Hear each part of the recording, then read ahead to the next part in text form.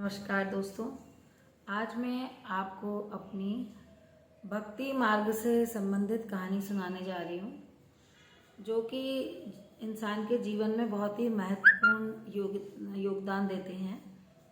सबसे पहले तो मैं अपने परिवार में ऐसे परिवार से आती हूँ जहाँ पर बहुत पूजा पाठ वगैरह होती थी, मंदिर जाना। घर में मेरे पिताजी खुद रामायण पढ़ा करते थे और साथ में हम लोग सब भाई बहन मिलकर बैठते थे, ढोलक मजीरे वगैरह बजाकर खूब अच्छे से हम लोग मन से एकदम आरती प्रार्थना रामायण करते थे। बहुत ही अच्छा भक्ति भाव का वातावरण बना रहता था। फिर धीरे धीरे जैसे जैसे बड़ी हुई तब भी पूजा मायके में थी, जब तक पूजा पाठ सब चलता रहा।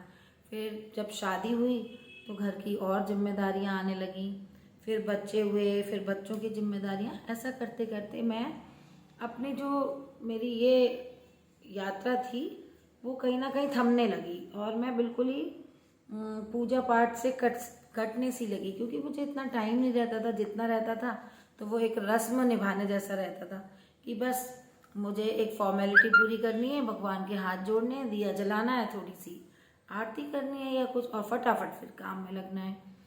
इन सब रिस्पॉन्सिबिलिटीज़ के बीच में कब पूजा पाठ से बिल्कुल अलग हो गई मुझे पता ही नहीं पड़ा। फिर एक दिन कुछ ऐसी घटना घटी, कह लीजिए भगवान का इशारा था या जो भी था। एक दिन ऐसी घटना घटी कि मुझे भगवान के ऊपर भरोसा हो गया, एकदम दोबारा से एकदम भगवान के ऊपर भरोसा हो गया। और मैंने कहा नहीं, भगवान की भक्ति से बढ़कर कुछ और है ही नहीं।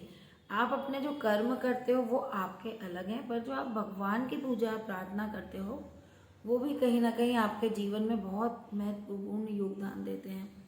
तो इन सब चीज़ों के चलते फिर मेरा मन दोबारा से मेरा आस्था में जाने लगा है। उस दिन मुझे भगवान का जो इशारा मिला तो उस दिन मुझे लगा कि अरे ये मैं क्या कर रही हूँ, मैं मतलब बिल्कुल ही भगवान से विमुख होती जा रही हूँ।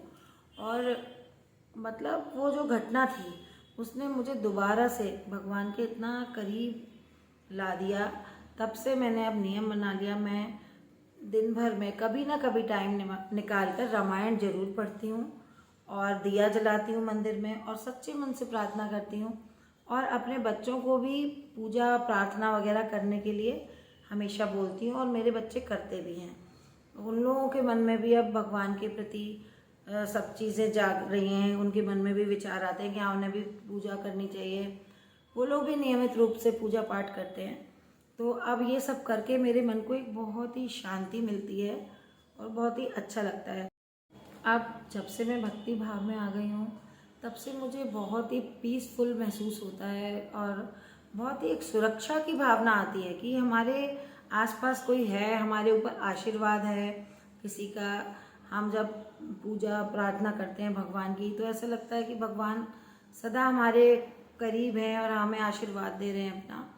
तो दोस्तों, कभी ना कभी आप लोगों की लाइफ में भी कुछ ऐसा हुआ होगा जिससे प्रेरित होकर आप लोग पूजा पाठ की तरफ गए होंगे, या फिर पहले आप करते होंगे, फिर आपकी पूजा पाठ किसी वजह से छूट गई।